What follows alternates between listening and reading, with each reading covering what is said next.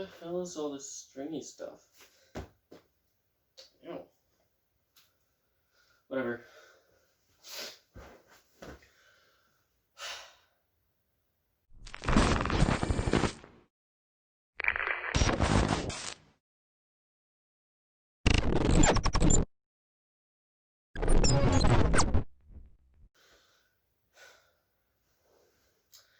Hello and welcome back to the Ethan Ainsworth YouTube channel. This is the 2020 Halloween special. I've got my little Kaine Scarlet Spider action figure that you probably can't see very well. I've got my Kaine Scarlet Spider hoodie. I'm all decked out. I'm ready for this review. Now, I will say that had it not been for the magic that is Marvel Comics Unlimited, I would not have been able to do this review, because I only had 2 of the 3 parts for this review in single issue. So shout out to Marvel Unlimited. In the Midst of Wolves is the perfect Halloween story for this show. It's Spider-Man themed, and it's David Cronenberg, John Carpenter, graphic body horror from beginning to end. It's jam-packed with existential terror, psychological thrill, and body horror. It's the pinnacle of Spider-Man as a horror character. It's about as horrific as you could get with a Spider book. I read this whole story arc in one sitting, and it was easy. I felt surprised every time I'd reached the end of an issue and was ready to move on to the next one. I am no expert on Kaine. That would be my buddy, the Spectacular Scarlet Spider 118. Go visit his channel. But I can tell you, because I've read the Clone Saga, that Kaine started off as the original clone of Peter Parker, way before the 70s Clone Saga Genesis story with Ben Reilly and Peter fighting to the death in a climactic battle.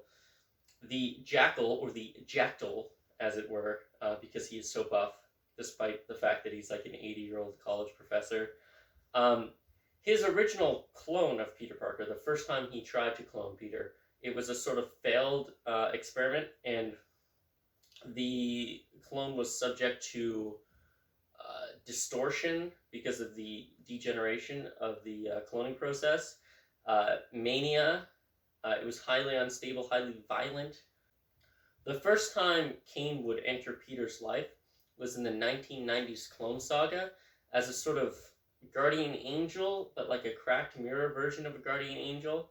Kaine, for several years, 5 years since the original Clone Saga story to the actual Clone Saga story, had been hunting down and tormenting Ben Reilly, the Scarlet Spider, the first successful clone of Peter Parker, because Kaine felt that Ben is a potential threat to Peter's happiness and well-being, and Kaine believed that because he wasn't worthy of being Peter Parker, but because Peter Parker is a hero, he deserved happiness, and he didn't want to let Ben interfere with his life. And so for 5 years, Kaine was basically hunting Ben Reilly.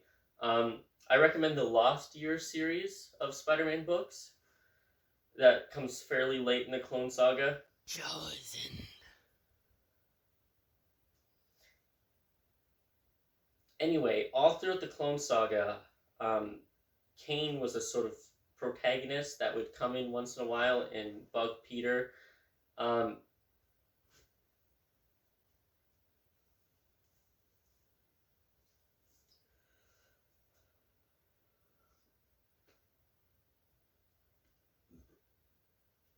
Kaine was very much a character who had the power of Spider-Man in many regards. In fact, he was physically stronger than Peter Parker, but he didn't have the same sense of responsibility, at least in the early days of the character.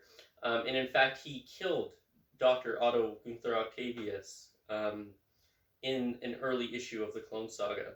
And I don't believe it was actually revealed who Kaine was until around the trial of Peter Parker. But let's not get into that right now. So after dying and subsequently coming back from the dead, Kaine Parker would go on to be a sort of spider vigilante of his own right in Houston, Texas, whereupon he would rescue a young girl who would go on to become the hero Hummingbird. Arissi's origin is horrifying. Pram's pencils really sell the horror. For many fans, the relationship between Hummingbird and Kaine is what really sells the whole book. Um, Kaine's very much different from Peter Parker or Ben Reilly in that he's not a super genius, so he sort of has to solve his problems in a different way, a more gritty way. It's more of a street brawl than a strategic battle. He doesn't have spider sense, so he's not able to predict enemies' moves as easily as, say, Peter Parker would. Furthermore, he's much darker than Peter or Ben. He's more willing to do things that Peter and Ben would never consider doing. And because of that, he's constantly wrestling with his demons, his inner nature, his instinct as Peter Parker, but also his dark past, his deranged origins, his sick mind, his dark impulses, his connection to a thing called the other.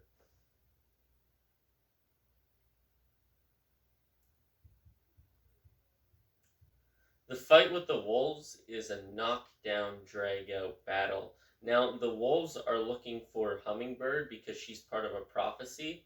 They believe that she is going to fulfill some sort of predestined nature, and as a result of that, they're trying to kill her in order to stop this from coming to pass. But the fight with the wolves is a knockdown, drag-out battle, the likes of which you've seldom seen in a Spider-Man comic.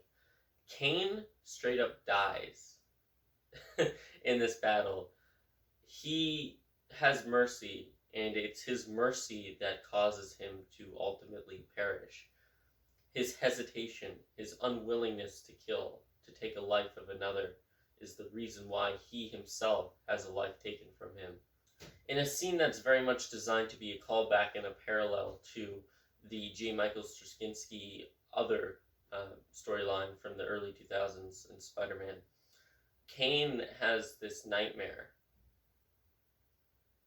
where he has to embrace the other. He's sort of absconded by dark forces, by a force outside of nature, outside of comprehension, a spider-based god of sorts. It's weird. I got a similar dream last night.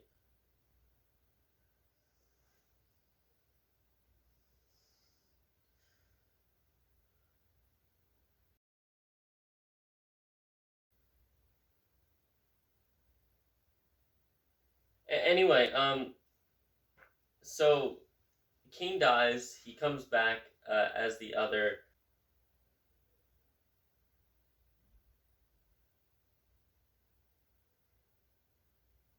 Anyway, so Kaine comes back as the other, and Arissi is sort of hiding in a dumpster, and it's an interesting device because it very much parallels her origins in human trafficking. The smell, the heat, the grit, the horror, the fear of her confinement is very much a callback to her original confinement in her human trafficking days. But Kaine appears like a creature of horror, a stalker of the night, and he shreds through the wolf people.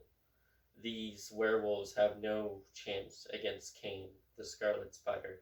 He rips them to shreds. He stabs them. He rips their arms off. He kills them. He bites them.